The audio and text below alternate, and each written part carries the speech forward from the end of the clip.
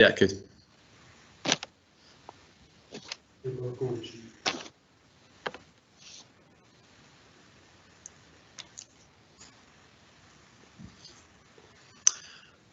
Good evening, Year 6.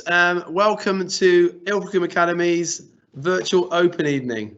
Under normal circumstances, we know that you would be with us tonight and you would be listening to my presentation and a number of other of our staff talking to you about what we offer at our school. You'd also be going around and meeting lots of our heads of department and our teachers and having a go at various different things. We know we can't do that this year because of the situation that we're all currently living in. Tonight, this is an opportunity for you to ask our senior staff, including myself, about what the school can offer you. I'm sure you've got lots and lots of questions, both your parents, carers and yourself. And this is really an opportunity for you to ask those questions and make sure that you're completely happy about everything that we have to offer over the next 5 to 7 years. So first of all, I've obviously introduced myself. I'm Mr. Rogers, new head teacher, very excited about the next year ahead. Despite all of the challenges that we have ahead of us. And I'm just going to take you around the rest of the team. So over to you, Mr. Roberts. Hello, my name is Paul Roberts. I'm Deputy Head Teacher at the school, and my responsibility is to help you all as students achieve the very best that you can.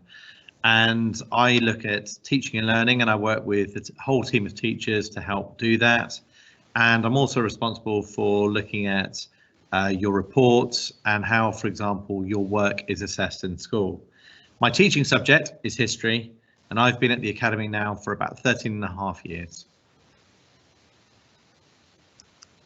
Okay, and next we're going to move on to Mr. Toomey, Deputy Head.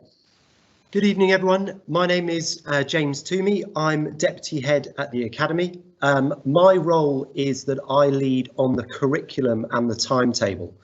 What that means is I lead the school in making strategic decisions about what subjects you will study across your experience at the Academy. In timetabling the school, I also make decisions about when you will study certain subjects. So if you love your lesson on a period 1, you can thank me. My teaching subject is chemistry, and I have been at the school for 13 years. Over to Mr. Collins. Good evening, everybody. My name is Mr. Collins. I am one of the assistant head teachers as well. I'm the head of sixth form, and I help look after training some of our new teachers and trainee teachers. My subject is economics or business or geography. I've been at the school for just over 3 years. I'm going to hand on to Mr. Cronin. Good evening, Year 6. I met many of you in the last couple of weeks at your primary schools on visits, and it's great to meet you all in person. My name's Mr. Cronin. I oversee behaviour and safeguarding at the Academy, and I oversee student services, which is a bit of the school that you'll get to know very well in the coming years. When I'm inside the classroom, my subject is design technology, very passionate about the practical element of that area. I've been at the Academy for 13 years, yeah, and that's me.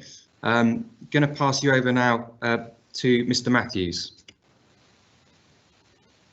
Hello, Year 6, my name is Mr. Matthews. My job title is SciAM's Lead, which basically means how our vision and values inform teaching and learning right across the school.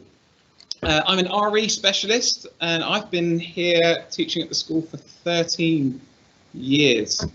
Back to you, Mr. Rogers.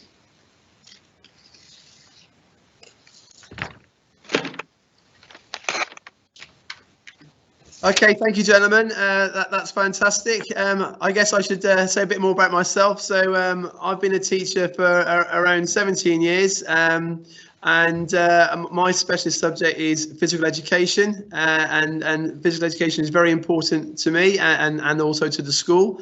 And at some point, hopefully you've had a chance to have a look at all the PE facilities in the school, and also have a look at what Mr. Bright has to say, our head of PE.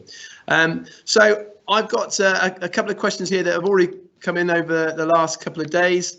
The first one I have is what is going to happen with Friendship Day this year? Friendship Day is a huge part of our transition. It normally, for some students, is the first time they've actually get to come into the school for and see our facilities properly for the first time. And we are hoping that we will be able to do some sort of a virtual event for that as well. So actually beaming the Friendship Day into your Year 6 classroom. It's unlikely that we'll be able to get you into school at this stage. Because of the current challenges that we're all dealing with, but we're hoping to give you something as close as an experience as we possibly can without actually getting you into the building. So I can see that some questions are coming in. But I've got another one here. Transition events like music. So yes, we will. The transition event that we do in the summer. We will try and do that again. The government is telling us that in beyond Easter we will have the opportunity of hopefully opening the school up a bit more. We'll see how that goes. But until we know, we won't actually know if we can bring you in or not. I've got a parent. I've got a parent for a question from a parent here, which I can send towards Mr. Matthews. Can you see that one, Mr. Matthews, or do you want me to read it out to you? Okay, over to Mr. Matthews, please, sir. So our school is obviously a church school. What does that mean? Essentially, it's about our vision and values. Our vision is of life in all its fullness. So everything that we do in school is wanting our students to embody and live out life in all its fullness. And we go about that by our 7 values that we chose together as students and as parents, and through consultation with our local community. And they are things that we want to they're kind of moral attributes, if you like, that we want to encourage in every one of our students. So we look for opportunities to practice hope and kindness and responsibility and trust, and all of those things that we can carry forward into our lives. Does that mean we have to be a Christian or anything like that in school? Absolutely not.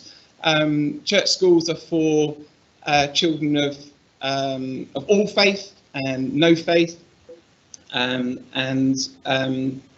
that's part and parcel of us being a church school. Over to you, Steve. Okay, yeah. Thank you, sir, for that one, sir. So I'll pick up this one here. How many hours of PE do you have in a normal week? So in a normal week, under normal circumstances, and that includes at the moment, every student gets 2 hours a week of core PE. If they take on a BTEC at Key Stage 4, then that would be an extra 5 hours over the week. And obviously, if they go on to BTEC level 3, there'll be more time at that point as well. But core PE is 2 hours per week per student, and that's for boys and for girls. Next question. I think they will give this one to Mr. Cronin in terms of the lockers, sir. Right. Hi, Year 6. So. Lockers, are there lots of lockers? We do have enough lockers for all students across the building. So from September 2021, there is a locker. There's a small kind of deposit and payment for a locker key, but you will keep that for the whole 5 years. I would highly recommend getting a locker because say if it's a rainy day and you've got a wet coat, it's an ideal place so you're not carrying it around with you all day. There's another question that I'm going to take as well. So the question is, will my child be with someone they know in their tutor and classes in Year 7?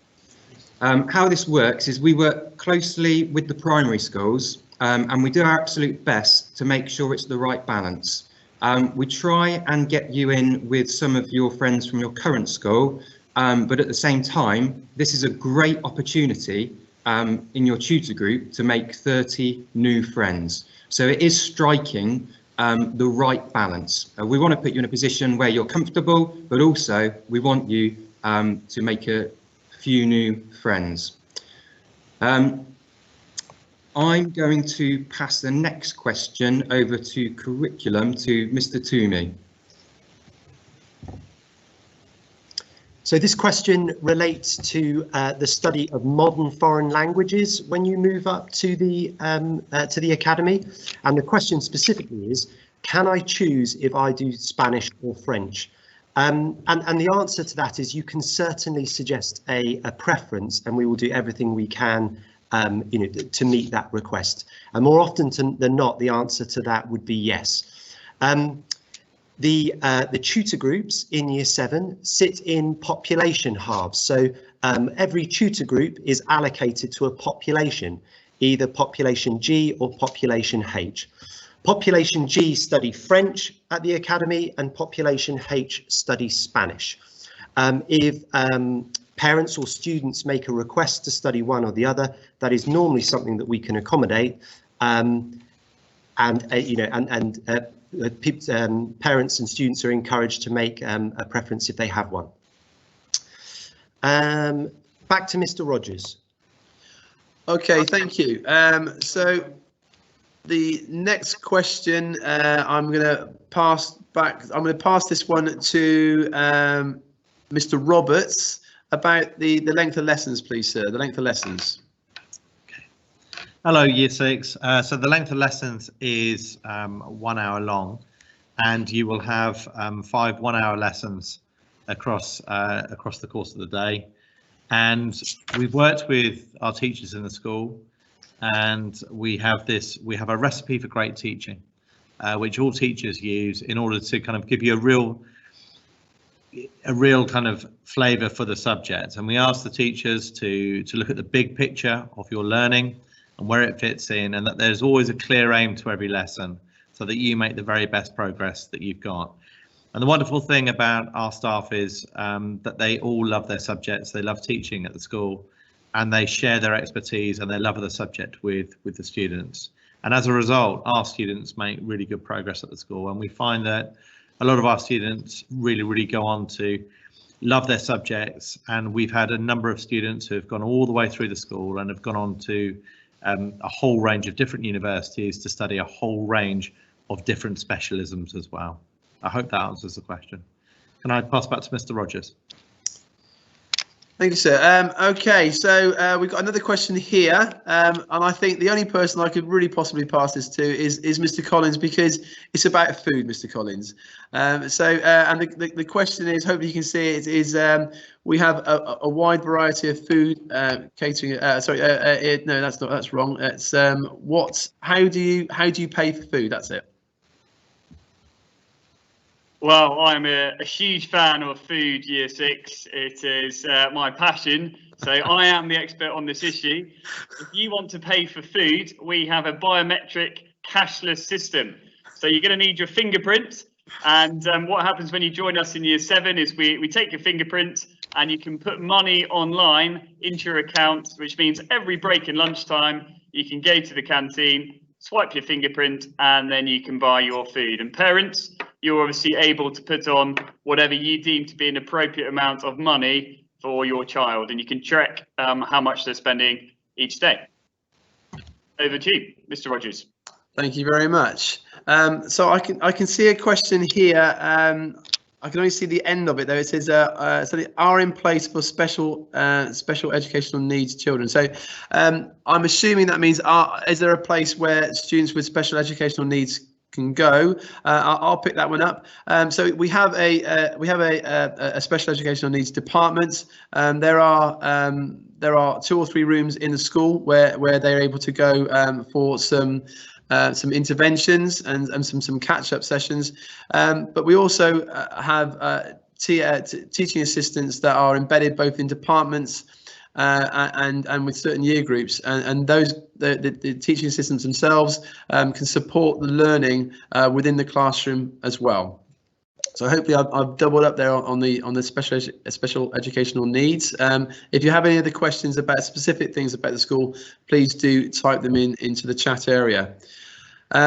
Right, I'm going to send this one to, I'll send this one to myself actually as well. So what after school clubs are available and is there a cost to access them? We have a multitude under normal circumstances of extracurricular clubs after school. That's both, a lot of them are through things like drama, through art, through music and the expressive arts.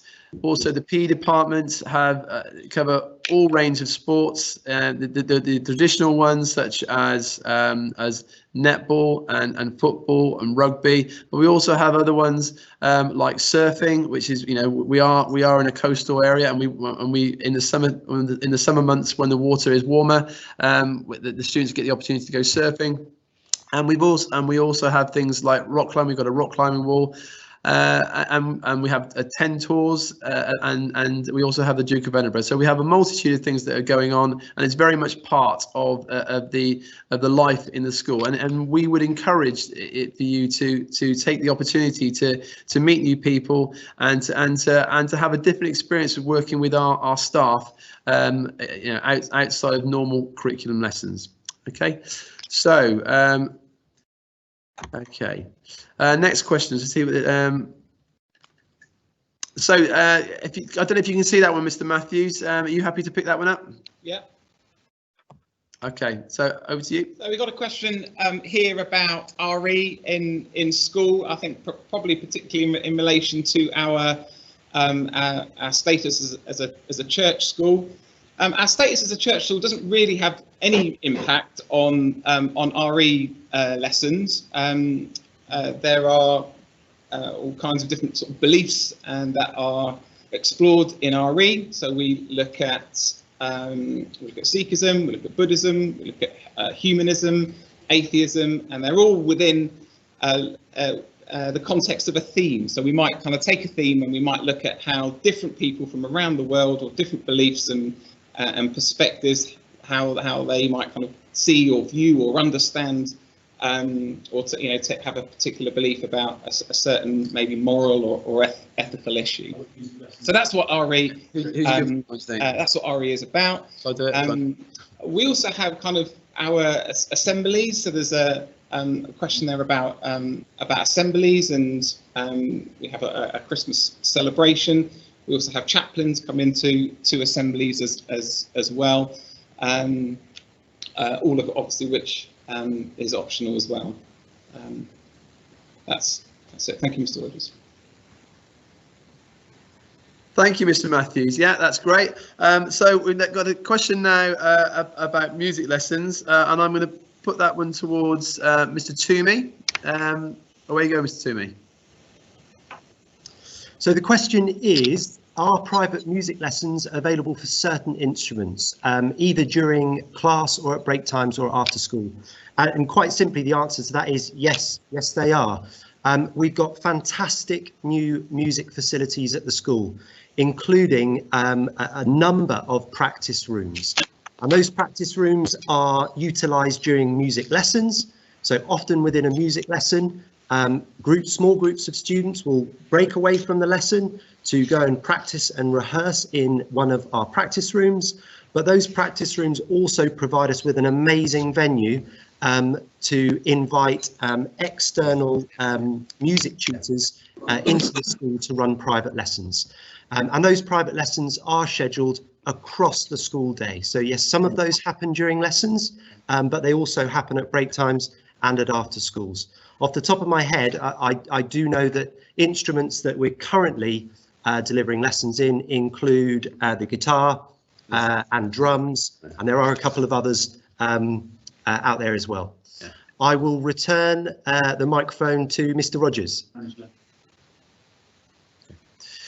Okay, is that coming back to me? Okay, I'm gonna pick up this question here because I think it's it's a completely valid one.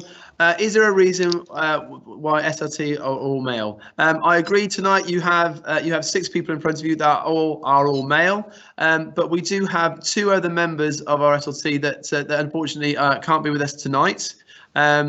and they are female. So yes, it isn't just an all male dominated senior leadership team. We very much believe in diversity, and yes, so we do have females on our team as well, and I very much hope that we can expand that over the next few years. Okay, I've got a question here for Mr. Roberts. It's about exams and tests and whether students have to take them straight away, sir. Can you pick that one up? Sure. Hello, Year 6. We recognise that when you come to the school, there are going to be lots of things you're going to get used to, and getting used to the day-to-day life at the school. So we're not going to obviously be testing you a lot when you first come in. There are some mini tests we do, which help us to find out where your reading level is and what kind of books we think that would really help you to develop your reading. And we also do some diagnosis or some mini tests again, just to help your teachers understand what your needs are and how they can best support your learning. But over time, what we do is we really want to encourage a real love of learning, and we use tests to really help us to understand where you are in your learning and how we can further support you to improve and make even better progress. I'd like to hand back to Mr. Rogers. Thank you, Mr. Roberts. So I've got a question here that I'm going to put towards Mr. Collins, and it's about trips, sir. Can you pick that one up?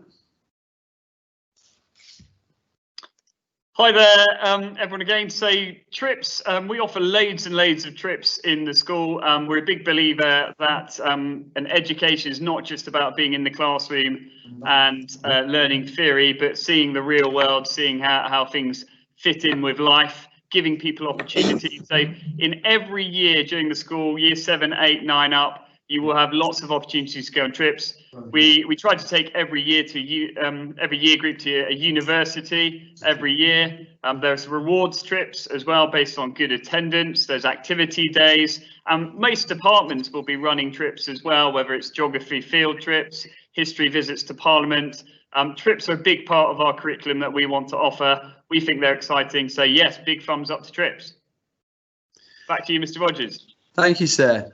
Okay, so I've got quite a personal question, actually, a nice question from Amber to me. So, Mr. Rogers, on a scale of 1 to 10, how much do you enjoy being the new head teacher? So I'm gonna say 12 out of 10. Someone said to me a long time ago that it is the best job in the world. It's tough and it's challenging, but it is the best job in the world. And I have to say that I've very much enjoyed my time in the school. I've been here for 2 years now, and I'm hoping I'm here for a long time. And I am very much enjoying the job. So yeah, hopefully that answers your question. And the next bit, you're worried about going to a big school. Okay, well, I understand that. Do you know what? I went to a small rural school, and then I went to a school even bigger than this one. And yeah, it takes a while to get your head around that. But the thing you have to remember is that you will get to meet lots and lots and lots of people, and that might sound daunting to start with, but that means you've got more opportunities of meeting people that have got the same kind of attitudes to life and the same interests. You just got more people to key in with and find and share things that you enjoy. So I wouldn't worry about that at all. We are a reasonably large school, not the biggest in the world, but we are a reasonably large school, but we are a big family and we all look after each other. So I wouldn't worry about that in any way. So thank you for your question. Very nice indeed. Right, I'm now going to pass this the next question on to Mr. Cronin about the pastoral system. Have you seen that one, sir?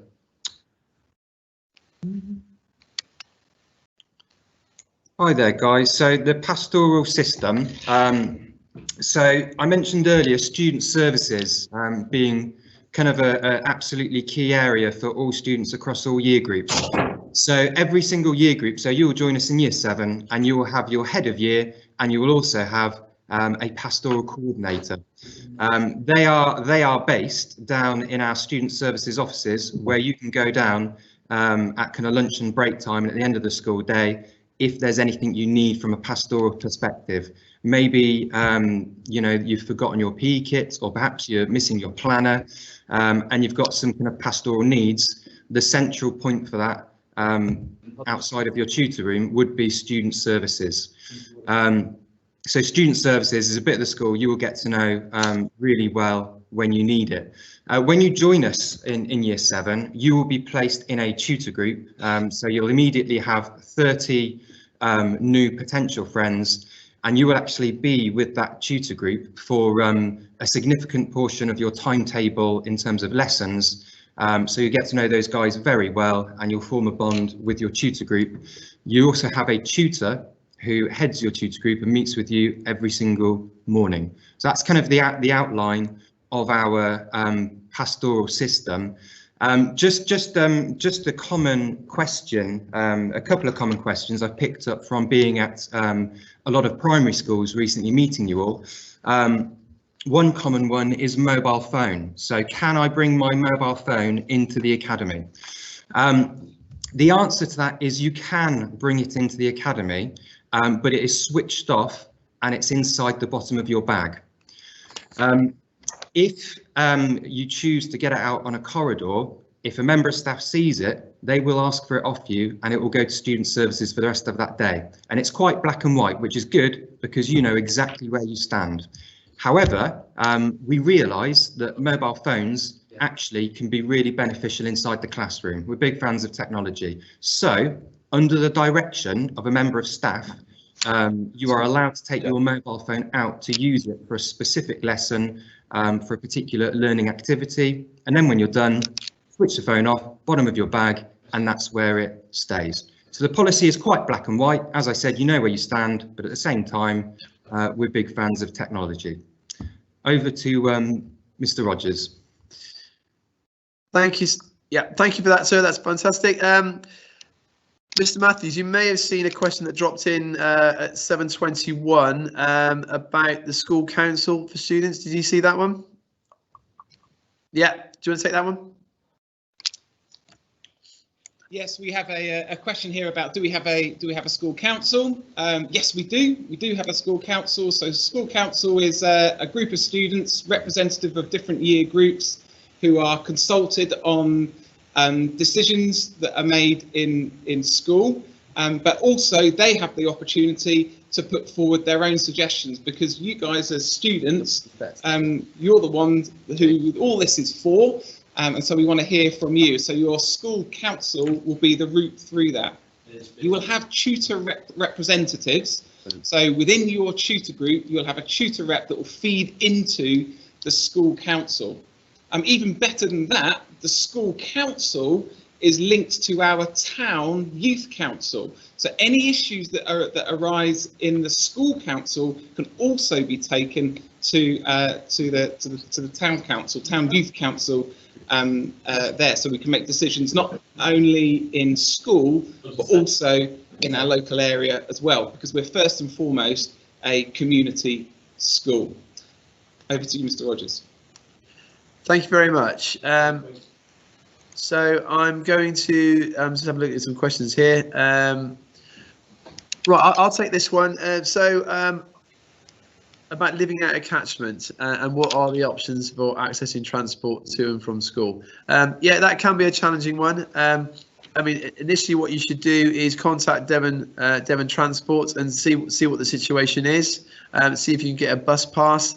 Hopefully you might live on a service bus route, and that would be an option for you. If you've got a couple of families that are thinking about doing the same thing and wanting to get into the school, that sometimes that happens. Sometimes they do a car share. So there are various options too. But the first thing to do is to check with Devon Transport to see if you actually do have if you can get a bus pass to get to us. We are seeing that there are more and more people that are wanting to come to our school out of catchment, and that's fine as long as obviously we can find you a place, and we will always do our best in order to do that. Okay. Do you have a point? Okay. Yeah. Mr. Cronin, can you see the one about the point system? Can you pick up that one, please? Okay. Can you? Hi again, Year 6. So in school, we have an online system called Class Charts. Now, Class Charts is a one-stop shop for positive behaviours, negative behaviours if they arrive, and it's how we kind of praise and support students. So what that means, let's say, for example, you have an exceptional music lesson and your teacher is very pleased with your effort. They will give you a positive point, or maybe even a couple of positive points for that lesson, and they can actually make a comment on your effort. That instantly can be viewed by your parents and carers, and the pastoral team, so your heads of year, pastoral coordinators and tutors can all see how well you are doing instantly. Over the year, so as we go through each term, those points are tallied up, and students who have got lots of positives, so, you know, last year's Year 7, as an example, many of them had got to Christmas and had over 100 positive points. In fact, some had well over that, and very few negative ones, which was absolutely outstanding. Those students we congratulated and praised at the end of the term with an achievement assembly, and lots of prizes, big award and a massive pat on the back. The best thing about that system is it's instant and it goes home as well. So you get that instant reward from home as well. The question goes on a little bit about talking about rewards as you go through the year. We have class charts all through all year groups, and that all counts towards things such as prom, which is a rite of passage which we like all students to achieve. But obviously effort and behaviour in class does all contribute towards class charts and the positives such as your prom. How many questions? Back to Mr. Rogers. Thank you, sir. Yeah, fantastic. We've got a question there, sir, Mr. Roberts, about progress. Did you see that one? How is pupil progress reported? Can you pick that one up, please? Sure. Hello, Year 6. So in terms of pupil progress, one of the things we've got, obviously, which Mr. Cronin has just talked about, is class charts. And on a regular basis, parents can see whether their students are getting positives for academic achievement or for effort. I think we need to and you can obviously get, you know, updates on that, which is live. But also in November, March and July every year, your teachers will give you a grade or progress grade for how you're doing in lessons.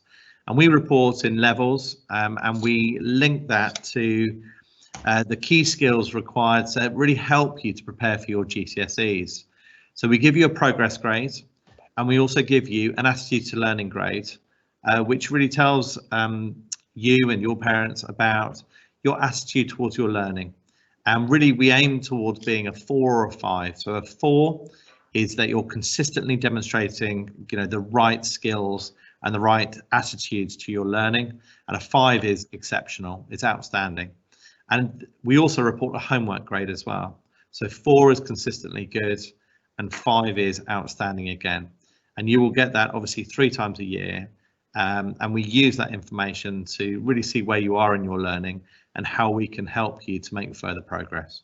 Mr. Rogers. Thank you, sir. Fantastic. That's great. Thank you. Right. We've got a question here for Mr. Toomey, please. Are students put into ability groups? Can you pick that one up, please, sir? That's a very good question, and the answer is that in some subjects they are, and in other subjects they are not. What's probably easiest for me to do is to outline where we have sets under normal working routines, and then indicate what we're doing this year in response to the current situation. Typically Year 7s, when they join at the academy, would be setted by ability in English, maths, science and their modern foreign language, so either French or Spanish. The vast majority of other subjects are delivered to tutor groups. In response to the ongoing situation, returning this year, we have delivered all key stage 3 subjects to tutor groups. So no subjects are setted by ability as it stands at the moment. And what I would say is that this is a subject, a topic that we review every year on an annual basis. Back to you, Mr. Rogers. Thank you, sir. So we've got a question here about bringing your own laptop into school. Mr. Collins, I'll pick that one up. So basically, there is a thing called Boyd, bring your own device. Okay, but we're not currently in the position of students bringing in their own device.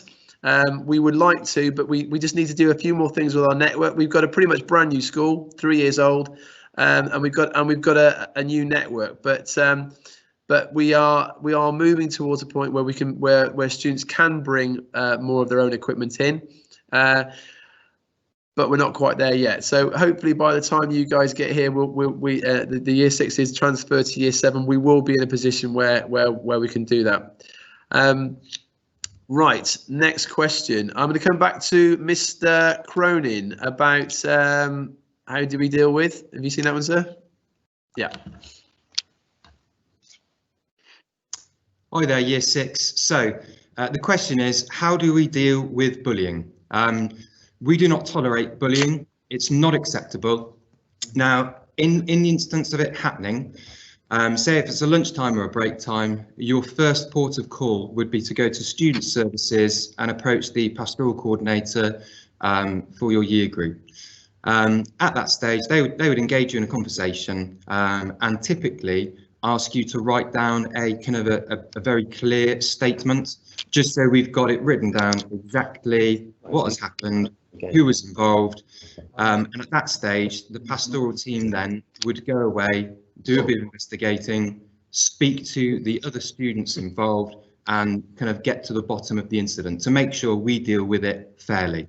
And in all cases, you will always know exactly what's happened. So we will always get back to you to inform you of the outcome, and the perpetrator within the bullying incident would have an appropriate sanction depending on where they are on our sanctions ladder. So bullying is never tolerated.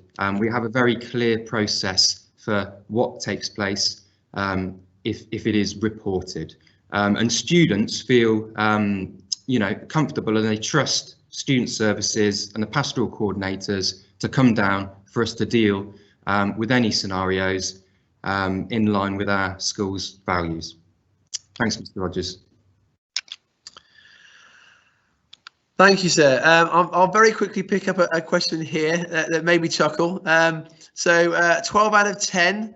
Should we be worried about the quality of maths in the education? Absolutely not, because as I've already stated and clearly stated that I am a PE specialist, and luckily we have 8 math specialists that are all graduates. So yes, I think we're secure on that. But thanks for the question, very funny. Okay, next question. We're going to go to Mr. Collins. Mr. Collins, can you please tell us about opportunities in the sixth form when they get there, and the leadership opportunities that come with that? Hi there, Year 6. Yes, I'm very happy to tell you about the sixth form. Typically, probably 75% of our students end up joining the sixth form. So it might seem a long way off for you now in Year 6, but in 5-6 years' time, most of you will be joining our sixth form. Loads of opportunities in terms of enrichment and trips. We've got a big programme about equipping students with lots of skills outside of their academic qualifications. So we run schemes like Young Enterprise, Duke of Edinburgh, 10 Tours, Student Investor Challenge. Loads of opportunities there for you, as well as all the normal trips to universities, guest speakers, and all that sort. We do have a leadership team within the sixth form. We have a head boy and a head girl. We also have reps, tutor reps from the different sixth form tutor groups. They play a leading role in the school. They'll have regular meetings with me. They'll be playing a key role in the school council. So lots of opportunities when you reach the sixth form to enjoy yourself, to experience new things, and to get involved in leadership. Yeah, definitely. Back to you, Mr. Rogers. Thank you very much, sir. So we've got a question here specifically about special educational needs. So a parent or carer has a child that has some learning issues, and a plan's in place in the current school. Will this continue? So the long and short of that is that we will liaise through transition with your primary school. We will discuss about any support that's already in place. We will see how students perform at Key Stage 2 and take lots of things into account. And then when you transfer to the school, after a while, we will screen the year group, and we'll look and see how you get on with your literacy, and we'll also screen you through CATS tests. And that gives us a holistic, a full picture of where you are in terms of your development, and that allows us to plan for a multitude of things, including whether or not you need further special educational needs support. We've got an extensive SEN team that work with those students that need the support. But if through our screening processes that we decide that you don't actually fall within our current provision map, then we would inform the parent and carer, but we would continue to watch your development, and everyone in year 9 gets screened for access arrangements anyway. So we do a full screening process in year 7, and then a follow-up in year 9, making sure that no one's slip through the net, and if they need extra support for their examinations, and so if you need extra time, scribe, a computer reader or a reader, or extra breaks for your exams, that would all be in place for you, ready for starting your GCSE lessons in year 10, but ultimately to make sure that we formulated what's known as a normal way of working for when you actually take your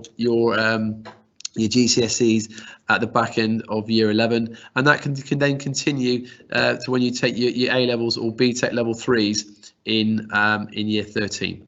So hopefully that answers that question.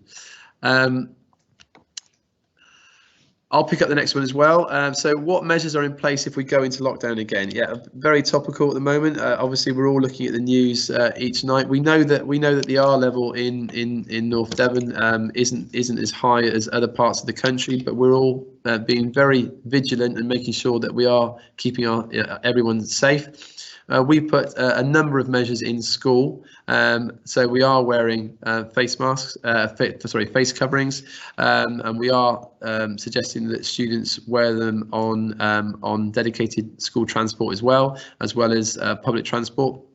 And we are asking everyone to wear face coverings both in the social spaces, inside, and on the corridors, and that's both staff and students. But in terms of what will we do if we go into lockdown, well, as any school, we will follow the Public Health England guidance, and we will follow what is known as a tiered system, where certain year groups could go into rotation, or we could ask a particular year group to go home. But if the whole country goes into lockdown, then we will be back to where we were in the summer, in this summer of 2020, where we would start off supporting our key workers, the key workers' children and vulnerable children, and then phase that back in like we did in the summer, bringing key year groups back in, and then reopening fully as we have it in September.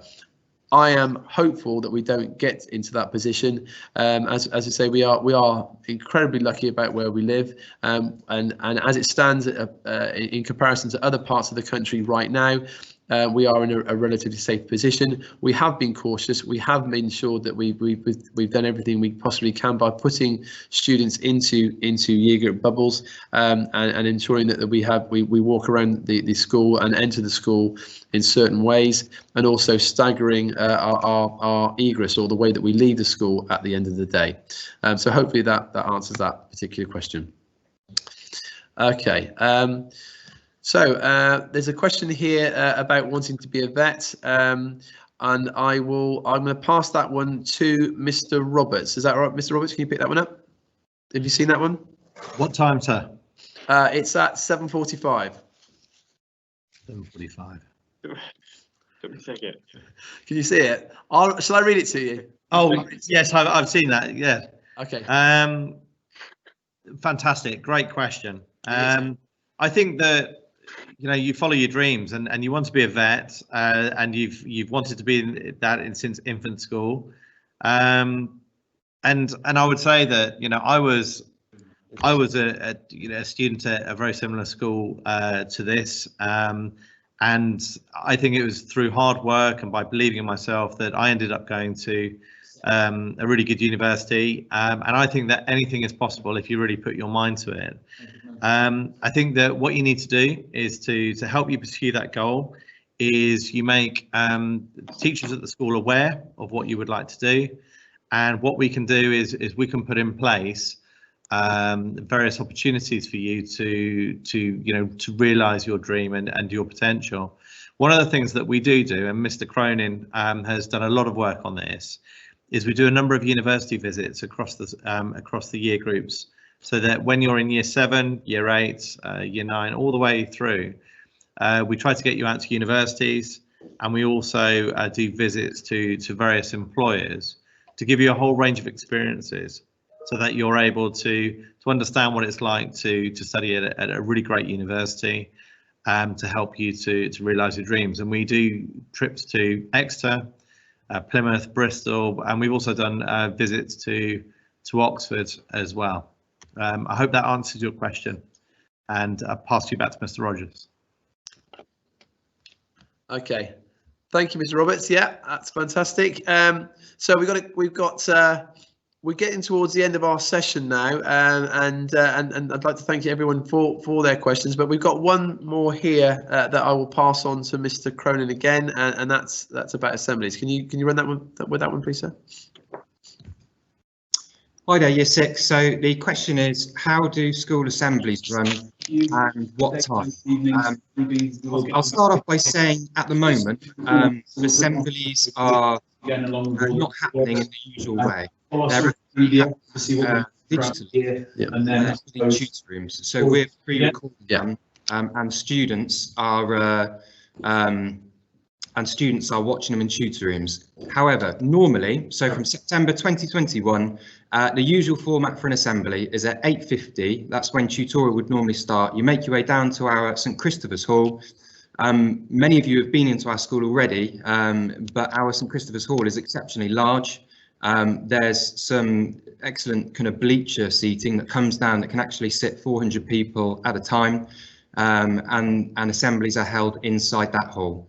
It's usually your head of year that would lead the assembly, but we do have various kind of visitors and members of SLT leading assemblies as well. Assemblies are in your year group, so your assembly would just be with year 7s. And throughout the year, there'll be kind of special occasions in assemblies as well. They're normally 20 minutes long. They end at 9:10. So hopefully that answers a question. They're a great part of the weekly routine, and it's always fantastic getting a year group together and promoting our school's values. Just going to pass back to Mr. Rogers. Thank you, Mr. Cronin. Okay, year six. At this stage, we're going to wrap up our live Q&A session. Thank you very much for all those that have contributed questions. Please do continue to look on our website at our virtual open evening. Please do also keep in touch with us through our various social media platforms. this is not the way we would want to run our open evening. It goes without saying. We would much rather it been a face-to-face event like we always have done. We hope that continues for those guys that are watching tonight that are in year 5. But as I said, please do keep in touch. As soon as we possibly can, we will get you all in with your parents and carers, and to show you the fantastic facilities we've got here, and to start to help you shape your future at Ilfracombe Academy over the next 5 to 7 years. I hope you have a really successful term, a really successful year, and we wish you a good night. Thank you.